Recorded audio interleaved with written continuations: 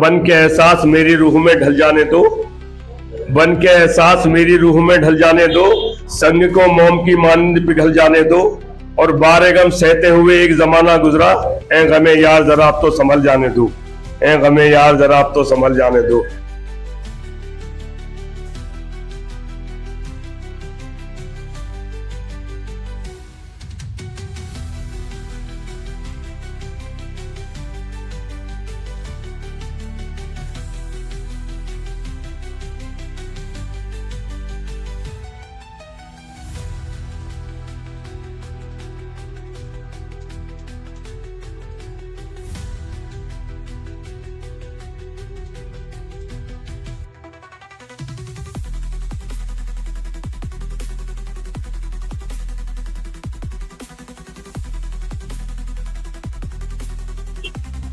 कहीं आरज़ू खुद से गुम ना हो जाऊं जमाने की इन हिम्मत अफजाइयों में। वादिये हुस्न में आ जाए अभी फिर से शबाब, वादिये हुस्न में आ जाए अभी फिर से शबाब, तिश्नगी में तू अगर प्यार के गौहर रख दे। वाह की राह को आसान बना दे यार अब, मेरे महबूब से तू मुझको मिला दे यार। अरे क्या इतना दुश्वार है, कांटों से भरी है राहें, माँ मुझे अपनी दुआओं का सहारा दे दे।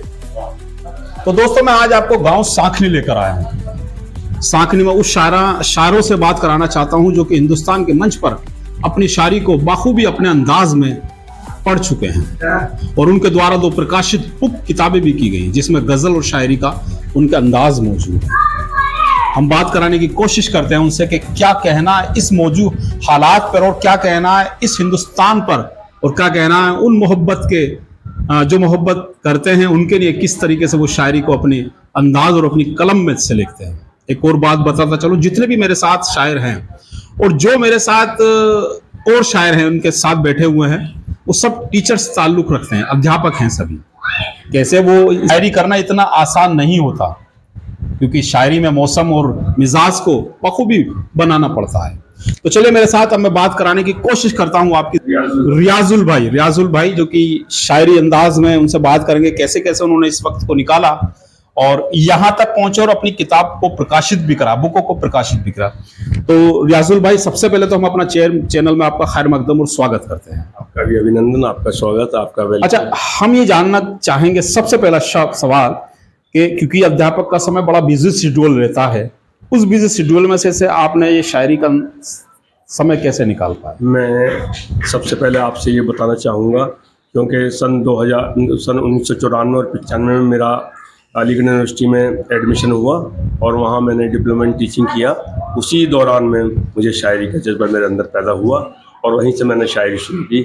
तो उसी सबसे पहली गज़ल मैंने वहाँ रहकर की कि उसका मतला और 2-3 शेर आपको मैं समाप्त लें कि तशना लब हूँ मेरे होठों पे समंदर रख दे, तशना लब हूँ मेरे होठों पे समंदर रख दे, वरना सूखे हुए हलकों पे खंजर रख दे, वरना सूखे हुए हलकों पे खंजर रख दे, और वादिये हुस्न में आ जाए अभी फिर से शबाब, वादिये हुस्न में आ जाए अभी फिर से शबाब, तिश्नगी में तू अगर प्यार के गौहर रख दे। वाह, तिश्नगी में तू अगर प्यार के गौहर रख दे, और खंदाजन मैं हूँ तुझे इससे शिकायत क्या है, खंदाजन मैं हूँ तुझे इससे शिकायत क्या है, खंदारो हो तो कोई सामने लाकर रख दे, और फूल की तरह ज़माने को मुअत्तर कर दूँ, फूल की तरह ज़माने को मुअत्तर कर दूँ, तू अगर अब मुझे चुप्पी से मसल कर रख दे, तशना लम्हों मेरे होठों पे समंदर रख दे, वरना सूखे हुए हलकों पे खंजर रख दे। ये पहला शायर था, पहली गजल जो आपने पढ़ी, मैंने अलीगढ़ यूनिवर्सिटी में रहकर कही, और उसके बाद ये तालियों की गड़गड़ाहट आपको मिली उसके। जी हाँ, और मैंने अलीगढ़ यूनिवर्सिटी में जो रिसाला निकलता है उसमें मेरी ये गजल शाये हो चुकी है जी। सन 94-95 की बात बता रहा हूँ, उसी में मेरी शाये हुई है। उसके बाद में सांगनी में आ गया, आलिया सरी स्कूल में मैंने हेड मास्टर के फ़राइज़ अंजाम दिए। उसी दौरान में मैं शायरी करता रहा और अब भी मैं मुसलसल शायरी कर रहा हूँ। और मेरे सबसे पहले जो गुरु थे, मेरे उस्ताद थे, वो इनकलाब सिरसवी साहब थे जो दिल्ली में थे और अब वो हयात नहीं है जी। तब उसके बाद मैंने अब जो मेरे जिनसे मैं इस्लाह लेता हूँ वो हिंदुस्तान बल्कि बैरूनी ममालिक में भी मशहूर और मारूफ शायर इकबाल अशर साहब से मैं व्हाट्सएप के माध्यम से, व्हाट्सएप के जरिए उनसे इस्लाह लेता हूँ गज़ल की। और मैं गज़ल कह रहा हूँ। अच्छा, अब जो सलाह ली होगी वो कौन सी गजल की सलाह ली थी आप? मैं गज़ल आपके हवाले अभी कर रहा हूँ।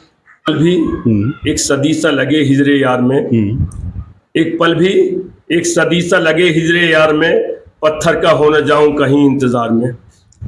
एक पल भी एक सदी सा लगे हिजरे यार में, जी। पत्थर का हो न जाऊं कहीं इंतजार में, और मुझ तक रसाई होती नहीं दस्ते जुल्म की, मुझ तक रसाई होती नहीं दस्ते जुल्म की, रहता हूँ जब से तेरे करम के हिसार में, रहता हूँ जब से तेरे करम के हिसार में।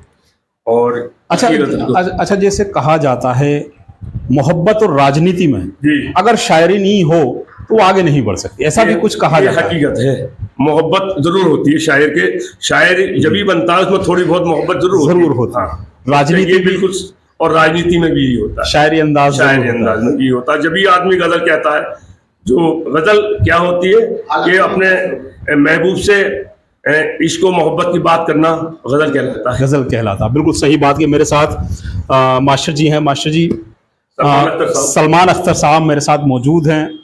और यूं तो आपने जहांगीराबाद के और आज जनपद के मंचों पर आपने खूब बखूबी उनको देखा होगा।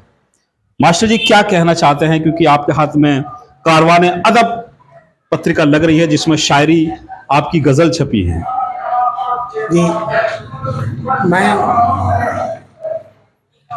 1974 जी, से शायरी का जो सफर हुआ शायरी था। का आगाज किया जी, और लुत्फिया हायर सेकेंडरी स्कूल अलीगढ़ से मैंने हाई स्कूल किया और उसी दौर से शायरी का आगाज किया। सबसे पहली शायरी गजल मेरी है जी।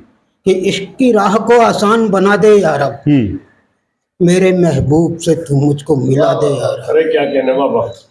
तशनगी दिल की मेरे हद से बढ़ ही जाती है जी, उनके दिल में भी मेरी प्यास बढ़ा दे यारब। वो शायर शानदार शायरी है आपकी। फूल खिलने लगे गुलशन में जब वो आ जाएं, जी, इन दुआओं का मेरी कुछ तो सिला दे यारब। और गैर के दर पे मैं जाऊं मुझे मंजूर नहीं, तू मुझे अपने मुहिब्बों से मिला दे यारब। है दुआ ये दिले अख्तर की तेरी खिदमत में, इसके आंगन में हसीन फूल खिला दे यारब। अच्छा, शायरों का एक तखल्लुस भी हुआ होता है, आपका क्या तखल्लुस है? अख्तर साहब। अच्छा, कहते हैं कि शायरी में कभी बुढ़ापा नहीं आता, तो क्या ऐसा भी लोग कहते हैं, ये बात सही है कि शायर का दिल हमेशा जवान रहता है? शायर का दिल हमेशा जवान रहता है जी, और शायर के जो जज्बात होते हैं वो नए अंदाज से नई कौपने निकाल के, जैसा कि हर साल वृक्षों के ऊपर नई कौपने आती हैं और फिर वो जवान जी। होती हैं, इसी तरीके से शायरी इंसान के दिल में जी, नए जज्बात पैदा होते जी। हैं और वो दुनिया के सामने उन्हें उजागर। अच्छा, मैं बात कहूं कि आपने ये पहली गजल मुझको सुना दी, अब आपने कौन सी नई गजल लिखी है जो लिख रहे हैं? अब मैं ज़्यादातर अहले बैत की शान में लिखता हूँ जी, और गज़ल लिखता हूँ। कौन सी गजल लिख रहे हैं? आप गजल कौन सी लिखी है ताजा? अब जो गज़ल लिखी है वो ये है कि बज़्म अहबाब में तलखी भरी तकरार न कर, जी, वक्त है कीमती इस वक्त को बर्बाद न कर। जो भरी बज़्म में इज्जत तेरी रुसवा कर दें, जी, ऐसे लोगों से ख्यालात का इजहार न कर। इजहार कर। तैश में आके जला दें जो नशेमन अपना, जी, ऐसे आवारा चरागों से कभी प्यार न कर। ऐसे आवारा चरागों से तो तूने इल्म जब छोड़ के तू अब अख्तर, जिंदगी जो भी बची है उसे बेकार। वाह, बिल्कुल शानदार, बिल्कुल शानदार बात कही है अख्तर साहब ने। शायरी अंदाज में वो बातें बताई हैं कि जो बिल्कुल मेरे साथ अब शायराना बात करना चाहते हैं हम। कमर साकनी भी मेरे साथ मौजूद हैं और यूं तो कहते हैं कि अच्छा, मैं सबसे पहले आपसे एक ही सवाल करना चाहूंगा कि जो सबसे करते आ रहे हैं कि शाकरी का सबसे पहला शायर कौन सा पढ़ा था आपने? शायर शेर का अपना शेर जी, सबसे पहले मैं आपको ये बताना चाहता हूँ कि मैंने हाई स्कूल सन 1994 में हाई स्कूल किया था। जी उर्दू मेरे पास एक मजमून था। जी तो मुझे गालिब और इकबाल की शायरी पढ़ने के बाद में मुझे भी मेरे अंदर भी कुछ शौक पैदा हुआ। जी तो उसके बाद में हाई स्कूल करने के बाद हमने इंटर किया। इंटर करने के बाद हम अलीगढ़ यूनिवर्सिटी पहुंच गए। तो हालात कुछ घर के नॉर्मल नहीं थे, तो परेशानियां थी, कुछ दुश्वारियां थी। तो उस दौरान में एक शेर मेरे जहन में आया, जी वो माँ से मुखातिब था। जी जी तो मैं आपको सुनाना चाहता हूँ कि चलना दुश्वार है, कांटों से भरी हैं राहें। चलना दुश्वार है, कांटों से भरी हैं राहें, माँ मुझे अपनी दुआओं का सहारा दे दे। यहाँ से मैंने अपनी शायरी का आगाज किया। और हमारी बस्ती में एक बज़्म कारवान अदब, तो उसमें ये हमारे उस्ताद शायर आए हैं यहाँ। कारवान अदब पत्रिका जब छपने की बात चल रही थी, जी जी, तो हम इनके संपर्क में आए। तो इन्होंने हमें हमारे अंदर और जोश पैदा किया कि आप आगे बढ़िए, शायरी कीजिए और उसमें जो तब्दीलियाँ चेंजिंग कीजिए, हमारी इस्लाह देते रहे। तो हमारे अंदर और ज़्यादा शौक पैदा हुआ। उसके बाद में हमने एक गज़ल लिखी। जी तो उस गज़ल के चंद अशार मैं आपको सुना रहा हूँ जी कि गुलों से खुशबू मैं गुंचों से दिलकशी लेकर, गुलों से खुशबू मैं गुंचों से दिलकशी लेकर, चमन में खुश हूँ बहारों से जिंदगी लेकर, चमन में खुश हूँ बहारों से जिंदगी लेकर, और संवारते हो जो तुम मुझ में अपना हुस्न जमाल, संवारते हो जो तुम मुझ में अपना हुस्न जमाल, तो मैं भी खुश हूँ ये शीशे की जिंदगी लेकर, तो मैं भी खुश हूँ ये शीशे की जिंदगी लेकर। और क्यों पत्थरों की ये मूरत बना के पूजते हो, क्यों पत्थरों की ये मूरत बना के पूजते हो, कहाँ पे जाओगे सोचो ये बंदगी लेकर, कहाँ पे जाओगे सोचो ये बंदगी लेकर। और भटक रहा हूँ मैं तन्हाइयों के सहरा में, भटक रहा हूँ मैं तन्हाइयों के सहरा में, गुजर गया कोई आंखों से रोशनी लेकर, बिल्कुल सही। गुजर गया कोई आंखों से रोशनी लेकर। ये अच्छा, मैं बात करना चाहता हूँ अब उस शेर की जो आपको कहना है। शायद हो सकता है कि आपको मेरी बात पसंद ना भी आए थोड़ी सी। अगर परिवार आपकी भाभी जी को आपको मनाना है तो कौन सा शेर कहेंगे आप? मतलब उसके लिए कुछ कहना चाहते हैं, क्योंकि मेरी नाराजगी मेरी धर्मपत्नी से ज्यादा चल रही है, तो मैं चाहता हूं कि आपके माध्यम से एक वो शेर लेके जाऊं जिससे कि आज उनको मैं मना सकूं। तो इसके लिए गए, उनके लिए कहें कि गमों के साए में जी मजबूर रहना, यानी हम कितनी परेशानी हो तो परेशानियों मुस्कुराते रहना चाहिए, बल्कि उदास नहीं रहना चाहिए। तो उनके लिए कहा कि गमों के साए में मजबूर रहना, कभी सीखा नहीं रंजूर रहना। अरे आप गमों के साथ बहुत परेशान मजबूर हो, दुखी हो, लेकिन हमने तो कभी सीखा नहीं, हम तो मुस्कुराते रहते। तो आप भी मुस्कुराइए। बिल्कुल सही बात कही है आप। जब हम अपने हम सफर को मनाते हैं उसके लिए शायरी करना बहुत मुश्किल होता है, क्योंकि मुश्किल इसलिए होता है कि क्योंकि वो हमारे सामने रहता है, हम किस तरीके से उसको मना सकते हैं। मेरे साथ अब मौजूद हैं, क्या कहना चाहते हैं इस शायरी अंदाज में? और क्योंकि मेरा नाम मास्टर हसन अली मिर्ज़ा जी सन 2000 में मैं अपने डिस्ट्रिक्ट बुलंदशहर में मेरा तबादला हुआ। मैं भी बेसिक शिक्षा में टीचर हूँ।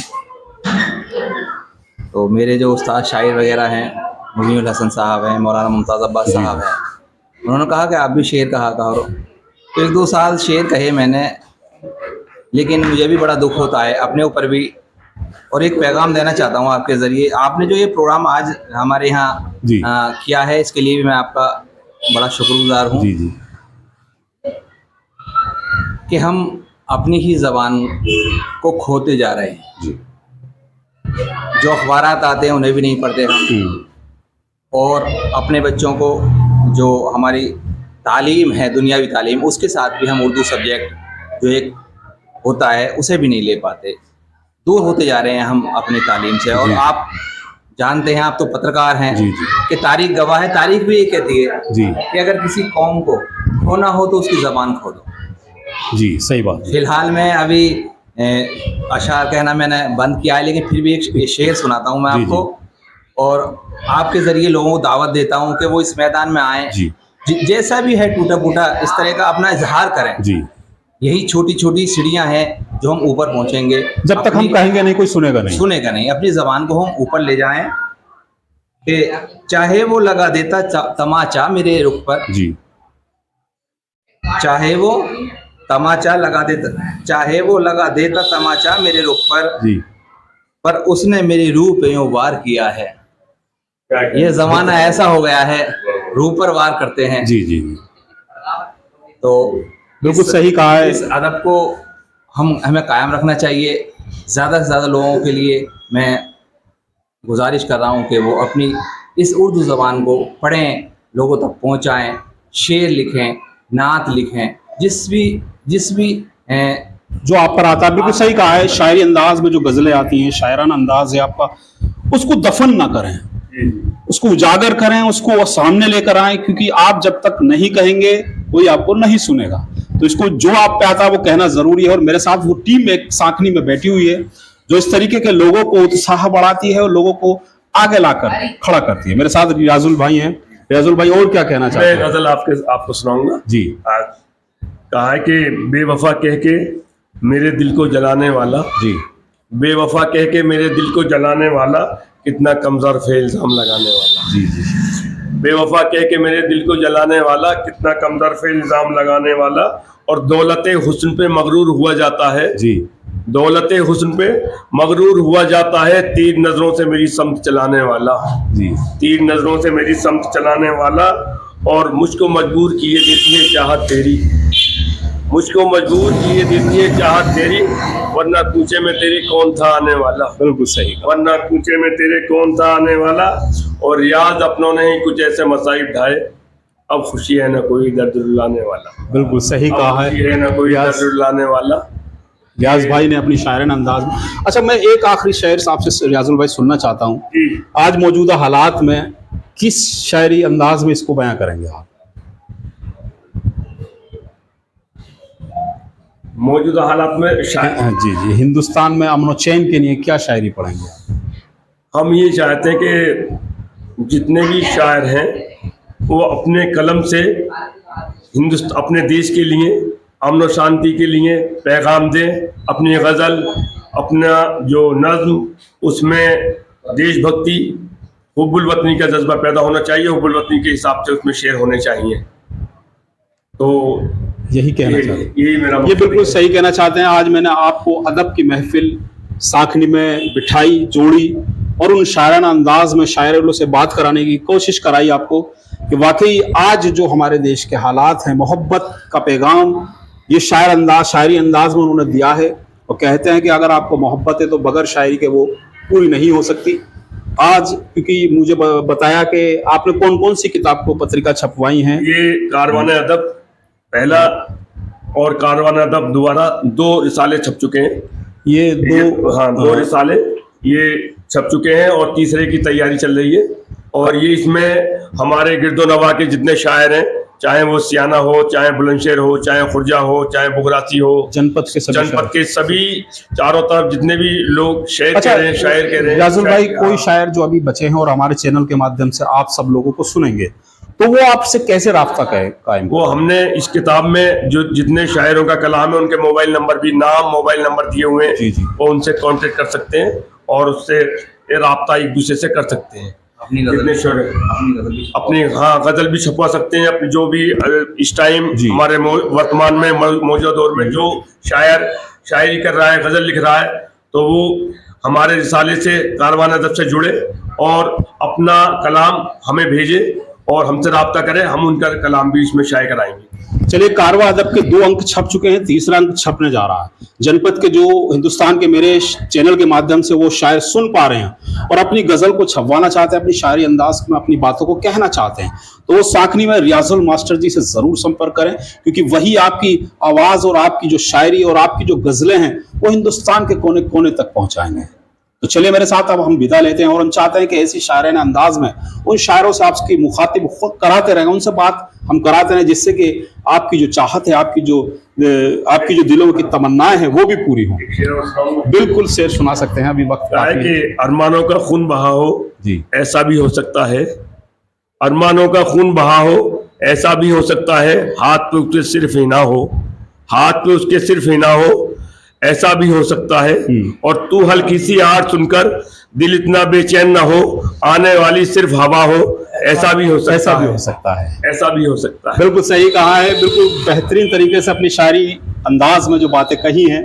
और मैं चाहता हूं ये महफिल में दोबारा भी जोड़ूंगा और दोबारा भी आपको मुखातिब कराऊंगा इन सभी लोगों से, क्योंकि अभी शायराना महफिल में कुछ कमियां बाकी हैं, कुछ जो चेहरे हैं वो अभी बाकी रह गए हैं। उन चेहरों को, उन गुलदस्तों को, उन फूलों को हम फिर सजाएंगे अपने चैनल के माध्यम से। हम चाहते हैं कि आप हमारे चैनल को सब्सक्राइब, लिंक को शेयर जरूर करें, जिससे कि इन अदबों के महफिल की जो शायरी है वो उन लोगों तक जरूर पहुंचे जो कि हमारे शायर चैनल के माध्यम से इनको सुन पा रहे हैं। चलो,